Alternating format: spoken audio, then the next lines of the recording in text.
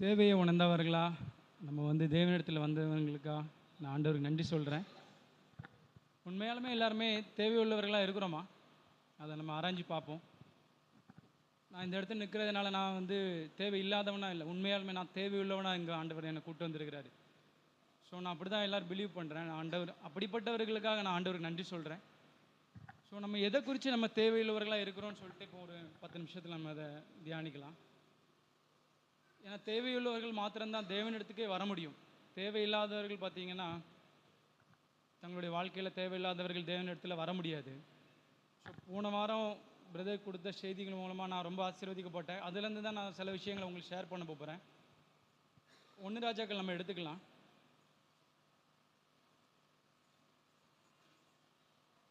மன்னிச்சிருங்க, 2 ராஜாக்கள் 4வது அதிகாரம் 1வது வசனம். தீர்க்கதரிசிகளுடைய புத்திரரில் ஒருவனுக்கு மனைவியாயிருந்த ஒரு ஸ்திரீ எலிசாவை பார்த்து, உமது அடியானாகிய என் புருஷன் இறந்து போனான், உமது அடியான் கர்த்தருக்கு பயந்து நடந்தான் என்பதை அறிவீர். கடன் கொடுத்தவன் இப்போது என் 2 குமாரரையும் தனக்கு அடிமைகளாக்கி கொள்ள வந்தான் என்றாள். போதும். ஸோ இவங்களுடைய நிலைமையை நம்ம அறிகிறதுக்கு முன்னாடி இவங்களுக்கு ஒரு தேவை இருந்துச்சு, இந்த அம்மாவுக்கு ஒரு தேவை இருந்துச்சு, இங்கே அமர்ந்திருக்கிற நமக்கு ஒரு தேவை இருக்குது இல்லைங்களா? ஸோ நம்ம நம்மளுடைய தேவை முதல்ல அறிஞ்சு, நம்மளுடைய தேவை என்னன்னு கேட்டிங்கன்னா ஒரே வரியில் சொல்லலாம், நீரே என் தேவை அப்படின்னு சொல்லிடலாம். அவர் தான் நம்மளுடைய தேவையாக இருக்கிறோமோ அப்படி அப்படி நம்மளை கேட்டுக்கிடுவோம். இயேசு கிறிஸ்து தான் நம்மளுடைய தேவையா, நித்திய ஜீவன் தான் நம்மளுடைய தேவையா? எல்லாத்துக்கும் ஒரே ஒரு பதில் தான் இங்கே எழுதி போட்டிருக்குதுல்ல, இயேசுவே வழி சத்தியம் ஜீவன். அவர் தான், இயேசு கிறிஸ்து தான் நம்மளுடைய தேவையை நம்ம உணர்ந்துருக்கிறோமா? ஸோ அந்த கண்டெஸ்ட்டை தான் நான் இதில் நான் சொல்ல போகிறேன், அவங்க எப்படி தேவைகளாக இருந்தாங்கன்ட்டு. இந்த அம்மாவுக்கு பார்த்தீங்கன்னா நிலைமை எப்படி இருந்துச்சு பார்த்தீங்கன்னா ரொம்ப மோசமான நிலைமையில் இருந்தாங்க. தன்னுடைய கணவன் இறந்தவங்களாக இருந்தாங்க, அவங்க ஒரு விதவையாக இருந்தாங்க, 2 குமாரர் இருந்தாங்க. அவங்களோட தேவை பார்த்தீங்கன்னா எப்படி இருக்குதுன்னா, கடன் கொடுத்தவங்க பார்த்தீங்கன்னா அவங்களுடைய குமாரரை அடிமையாக்கி கொள்ள வர்ற நிலைமையில் இருக்கிறாங்க. நம்ம யோசித்து பார்ப்போம், நம்மளுடைய பசங்களையோ நம்மளுடைய பிள்ளைகளையோ ஒருத்தவங்க அடிமையில் ஆக்கிட்டாங்கன்னா நமக்கு எவ்வளோ கஷ்டமாக இருக்கும், அது எவ்வளோ தாகமாக இருக்கும். தேவனிடத்துக்கு போகிறாங்க அந்த அம்மா, தேவனுடைய மனுஷன் போயிட்டு எனக்கு என்னுடைய குழந்தைகளை அடிமையாக்கி கொள்ள வராங்க, எனக்கு உதவி பண்ணுங்க அப்படின்னு சொல்லிட்டு அந்த அளவுக்கு அவங்க தீவிரமாகவும் தாகமாகவும் வருத்தப்பட்டு ரொம்ப கஷ்டப்பட்டு அந்த நிலைமைக்கு வந்திருக்கிறாங்க. ஸோ நம்மளும் இந்த அம்மாவை போல் நம்ம எதுக்காக இருக்கிறோன்னா, இயேசு கிறிஸ்துவை போல் நம்ம வாழ முடியல ஆண்டவரே, பாவம் நம்ம இந்த அம்மா அடிமைகளாக்கி போய் சொல்லியிருக்கிறாங்க இல்லைங்களா? நம்மளும் ஒரு விஷயத்தில் நம்ம அடிமைகளாக இருக்கிறோம். அதை இயேசு கிறிஸ்துவ சொல்லியிருப்பாங்க. தேவையை அறியாத ஜனங்கள் பார்த்தீங்கன்னா, நான் முதல்ல சொன்னேன், தேவைகளை அறியாதவங்க தேவனிடத்தில் வரமாட்டாங்க. இந்த தேவைகளை அறியாதவங்களுக்கு இன்னொரு பேர் என்னன்னு கேட்டிங்கன்னா பரிசேயர்கள் தான். தேவைகளை நீங்களும் நானும் இயேசு கிறிஸ்துவ போல் நம்ம மாறுறதுக்காக, நம்ம தேவைகளுக்காக நம்ம சந்திக்கப்படலைன்னா நம்ம பரிசேயர்கள் தான். அது யோவான் 8 அழகாக சொல்லியிருப்பார் இயேசு கிறிஸ்து. பார்த்தீங்கன்னா யோவான் 8 எடுத்துக்காங்க.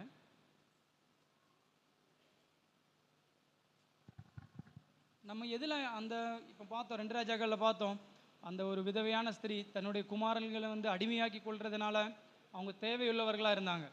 இங்கே இயேசு கிறிஸ்து சொல்கிறாரு, அதே அடிமை தாங்க நம்மளை தான் நம்ம அடிமையாக்கி கொள்கிற ஒரு நிலைமையில் இருக்கிறோம். இப்போ அந்த அடிமையை தான் இங்கே சொல்லியிருப்பாங்க. நம்ம எதுக்கு நம்ம அடிமையாக இருக்கிறோன்னா இதில் சொல்லியிருப்பாங்க, யோவான் 8:34. இயேசு அவர்களுக்கு பிரதியுத்தரமாக, பாவம் செய்கிற எவனும் பாவத்துக்கு அடிமையாக இருக்கிறான். அவ்வளோதான். நம்ம பாவம் செய்கிறவர்களாக இருந்தால் நம்ம பாவத்துக்கு அடிமை. ஸோ இந்த அடிமைத்தனத்தை நம்ம எப்படி நம்ம பார்க்குறோங்கிறது தான் நம்மளுடைய கேள்வி. அந்த விதவையை போல் நம்ம பார்க்குறோமா, அல்லது பரிசேயர்களை போல் நம்ம பார்க்குறோமா? பரிசேயர்களுக்கு தாங்க அடிமைங்கிறதே அவங்க தெரியாதவர்களாக இருந்தாங்க. காரணம் என்னென்னா, அவங்களுக்கு தேவைகள் என்னென்னு தெரியல. நம்மளும் நம்மளுடைய தேவை உணர்ந்தவர்களாக இருக்கிறோமா? ஆண்டவரே, என்னுடைய உள்ளான வாழ்க்கையில் நான் வீழ்ச்சி உள்ளவெல்லாம் இருக்கிறேனே, நான் ஒரு பலவீனனாக இருக்கிறேனப்பா, என்னால் இந்த ஒரு வெற்றியுள்ள வாழ்க்கை வாழ முடியலையே, நான் அடிமை உள்ளவனாக இருக்கிறேனே, என்னை அடிமைப்படுத்திகிட்டே இருக்குதே இந்த பாவம்.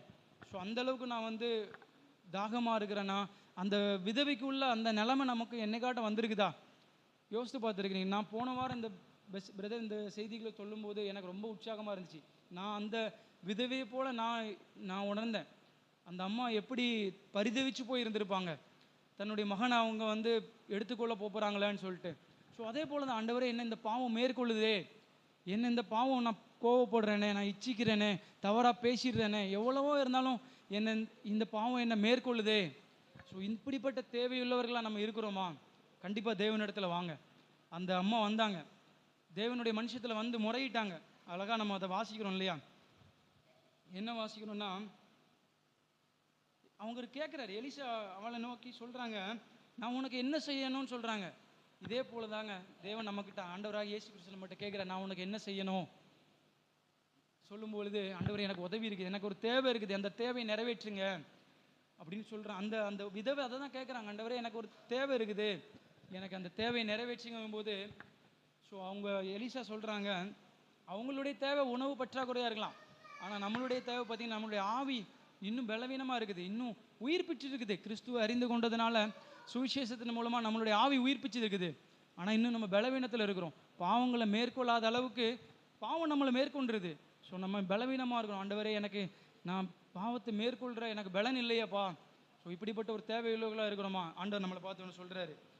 எலிசா அங்கே சொல்கிறாங்க ஒரு வசனம், அவங்க சொல்கிறாங்க, ஒரு கூட எண்ணெய் மட்டும்தான் இருக்குது, என்கிட்ட வேறு எதுவுமே இல்லை அப்படிங்கிறது. இதே நிலைமை தாங்க நீங்களும் ஆண்டவர் பார்த்து சொல்லணும், ஆண்டவரே என்கிட்ட ஒன்றுமே இல்லைப்பா, என்கிட்ட எதுவுமே இல்லை அப்படின்னு சொல்லும்போது, எலிசா அவங்கள பார்த்து சொல்கிறாங்க, நீ எல்லாத்தையும் எடுத்துகிட்டு வான்னு சொல்கிறது முன்னாடி ஒரு வார்த்தையை உபயோகப்படுத்துகிறாங்க, வெறும் பாத்திரங்களை மட்டும்தான் கொண்டு வர சொல்கிறாரு. இதே போல தான் நம்ம இருக்கிற வண்ணம், நம்ம வெறுமையான ஒரு பாத்திரம் தான் இல்லைங்களா? ஸோ நம்ம இருக்கிற வண்ணமாக நம்ம ஆண்டவர்கிட்ட நம்ம ஆண்டவரே நான் வெறுமையாக இருக்கிறேன்ப்பா, என்ன நிரப்புங்கன்னு சொல்லிட்டு நம்ம எண்ணெயை வந்து பரிசுத்தாவியானுக்கு நம்ம அடையாளத்தமாக பார்க்குறோம் இல்லைங்களா? ஸோ வெறுமனையான பாத்திரங்களை நம்ம ஆண்டவர்கிட்ட கொண்டு வரும் பொழுது, அவர் பரிசுத்தாவினால் நிரப்புறதுக்கு அவர் வல்லவராக இருக்கிறார். நம்ம வெறுமையாக வர்றோமா, அங்கே தான் கேள்வியாக இருக்குது. ஸோ அந்த விதவையாக இருந்தானா, விதவையை போல் நம்ம இருந்தோம்னா, நம்ம உண்மையாலுமே அநேக காரியங்கள் இருக்குது எனக்குள்ள, நான் இன்னும் வெறுமையாக இருக்கிற அநேக பாத்திரங்கள் இருக்குது எனக்குள்ள, நான் எடுத்துக்கிட்டு வரேன் ஆண்டவர்கிட்ட. ஸோ ஆண்டவர்கிட்ட நம்ம எடுத்துகிட்டு வரும்பொழுது ஆண்டவர் நிரப்புறதுக்கு அவர் வல்லமையுள்ளவராக இருக்கிறார்.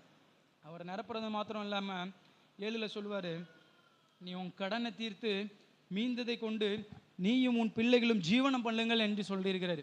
இதே போல தாங்க அவர் பரிசுத்தாவினால் ஒரு நாள் மட்டும் உங்களை நிரப்புறதா கிடையாது, நீங்கள் ஜீவனம் பண்ணுற வரைக்கும் அந்த பரிசுத்தாவினால் உங்களை நிரப்பிக்கிட்டே இருப்பார்.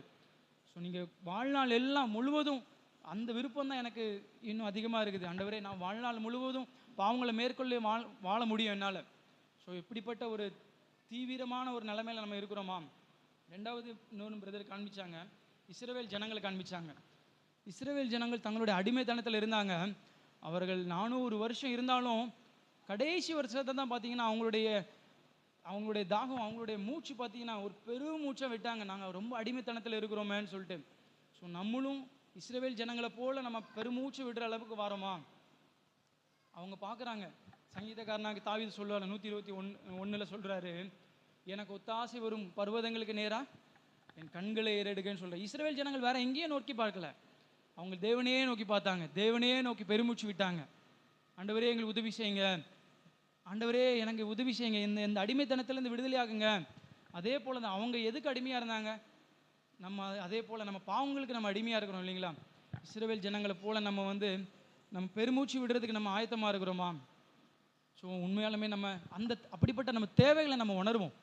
ஸோ நம்ம இன்னும் ஆண்டவரே நாங்கள் இன்னும் தேவைகளா இருக்கிறோம், எல்லாருமே தேவைகள் உள்ளவர்களாக தான் இருக்கிறோம், ஆனால் நம்ம உணராதவர்களாக இருக்கிறோம், பரிசேயர்களை போல் இருக்கிறோம். எனக்கு என்ன தேவை இருக்குதுங்கிறத நான் உணர மாட்டேங்கிறேன்.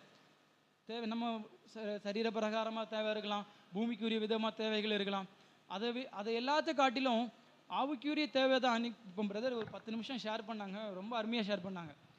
நம்ம உள்ளான தேவைகளை சிலுவையை சுமந்து நம்மளை நம்ம கொடுக்காத ஒரு வாழ்க்கை அது பிரயோஜனம் இல்லாத ஒரு வாழ்க்கைன்னு சொன்னாங்க. நம்மளை ஆண்டவருக்கு கொடுத்த வாழ்க்கை ஒரு பிரயோஜனமான ஒரு வாழ்க்கை. அதே போல தாங்க நம்ம தேவைகளை நம்ம உணர்ந்தவர்களாக இருக்கிறோமா? நம்ம இன்னைக்கு கொஞ்சம் பேராக இருந்தாலும் நம்ம அப்படிப்பட்ட ஒரு தேவைகள் உள்ளவர்களாக இருக்கலாம். ஆண்டவரே வரத்துக்கேற்ப ஒரு தேவைகள் உள்ளவர்களாக இருக்கலாம், அவரே நம்மளுடைய தேவைகளாக மாற்ற அந்த சிந்தனையும் நமக்கு உள்ளவர்களாக இருக்கலாம். இஸ்ரவேல் ஜனங்களை போல அந்த பெருமூச்சு விடுகிற ஒரு நிலைமைக்கு நம்ம வருவோம். பவுலை போல, அதையும் சொல்லியிருந்தாங்க, பவுலை போல நிர்பந்தமான ஒரு நிலைமைக்கு நம்ம வரலாம். ஆண்டவரே எனக்கு பாவம் மேற்கொள்கிற ஒரு வாழ்க்கையில் நான் இருந்துட்டு இருக்கிறேன், பாவம் மேற்கொள்ளாத ஒரு வாழ்க்கையை வாழ முடியும்னு சொல்லிட்டு வாக்குத்தத்தம் பண்ணியிருக்கிறீங்களே, அப்போ அப்படிப்பட்ட ஒரு வாழ்க்கைக்கு நம்மளை ஒப்பு கொடுக்கலாம். மெய்யாலுமே நம்ம வந்து தேவைகளை நம்ம உணர்ந்தவர்களாக இருந்தோன்னா, அவர் சொல்கிறாரு, ஒரு வாக்குத்தத்தம் பண்ணியிருக்கிறாரு, குமாரன் உங்களை விடுதலை ஆக்கினால் மெய்யாகவே நீங்கள் விடுதலையாவீர்கள். நிஜமாலுமே விடுதலையாகிற ஒரு வாழ்க்கை இருக்குதுங்க. அன்னைக்கு அந்த எலிசாவுடைய அந்த விதவியுடைய குமாரனை யாரும் அடிமையாக்கி கொள்ள முடியலை. காரணம் என்னென்னா, எலிசா அவங்களுக்கு உதவி பண்ணினாங்க. அதே போல் பரிசுத்தாவினர் உங்களுக்கு உதவி பண்ணும் பொழுது, பரிசுத்தாவினால் நீங்கள் நிரப்பப்படும் பொழுது, அவங்கள அடிமையாக்க முடியலன்னா நம்மளையும் அந்த பாவம் என்ன பண்ண முடியாது, அடிமையாக்கி கொள்ள முடியாது. அப்படிப்பட்ட ஒரு விசுவாசம் உள்ளவர்களாக நம்ம இருப்போம். இப்படிப்பட்ட ஒரு தேவையுள்ளவர்களாக இருந்து ஆண்டவரை சார்ந்து கொள்ளுவோம். நான் அப்படி விசுவாசிக்கிறேன். இப்படிப்பட்ட தேவையுள்ளவர்களாக ஆண்டவர் நம்மளை மாற்றுவார் சொல்லிட்டு பரிசுத்தாவினால் நம்ம நிரப்பப்படுவோம். அனுதினமும் வெறும் பாத்திரங்களை எடுத்துக்கொண்டு ஆண்டவர்கிட்ட வருவோம். ஆண்டவரே, ஒவ்வொரு நாளும் என்னை நிரப்புங்கப்பா. என்கிட்ட அநேக காலி பாத்திரங்கள் இருக்குது. நம்ம ஒரு நிலைமைக்கு வர முடியும், என் பாத்திரமே இல்லை, வெறும் பாத்திரம். அன்னைக்கு கண்டிப்பாக நம்ம அவரை போல மாறியிருப்போம். அது அவர் வருண நாளில் ஆண்டவரே எனக்கு எதுவுமே இல்லை, நீங்கள் நிரப்புறதுக்கு இன்னும் என்கிட்ட எதுவுமே இல்லை. ஸோ அப்படிப்பட்ட ஒரு நிலைமைக்கு நம்ம வரணும்னா அநேக வெறும் பாத்திரங்கள் இருக்குது. நமக்குள்ளாக யோசித்து பாருங்கள், நிறைய பாத்திரங்கள், காலியான பாத்திரங்கள் இருக்குது. அதெல்லாம் எடுத்துகிட்டு வந்துட்டு ஆண்டவரே என்னை நிரப்புங்கப்பா, நான் இன்னும் இந்த விஷயங்கள் எனக்கு எதுவுமே இல்லையே. ஸோ நம்ம காலியான பாத்திரமாக நம்ம ஆண்டவர்கிட்ட வருவோம். இஸ்ரவேல் ஜனங்களை போல, பவுலை போல நம்ம தாழ்த்தி, தாழ்மையுள்ளவர்கள் நிஜமாலுமே வெறுமையானவர்களாக இருப்பாங்க. அதை நான் நம்புகிறேன்.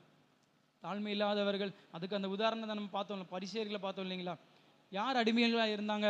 எங்களை யார், நாங்கள் ஆபிரகாமனுடைய குமாரெல்லாம் இருக்கிறோமே, யார் எங்களை அடிமையாக்கி கொள்ளுவாங்கன்னு சொல்கிறாங்க.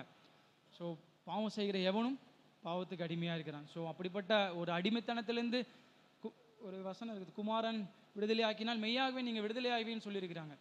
ஸோ நம்ம இயேசு கிறிஸ்து நம்மளை விடுதலையாக்குறது தான் வந்திருக்கிறாங்க. ஸோ அப்படிப்பட்ட ஒரு விடுதலையை நம்ம பெற்றுக்கொள்வோம். தேவைகளை உணர்ந்தவர்களாக நம்ம ஆண்டவர்கிட்ட வருவோம்.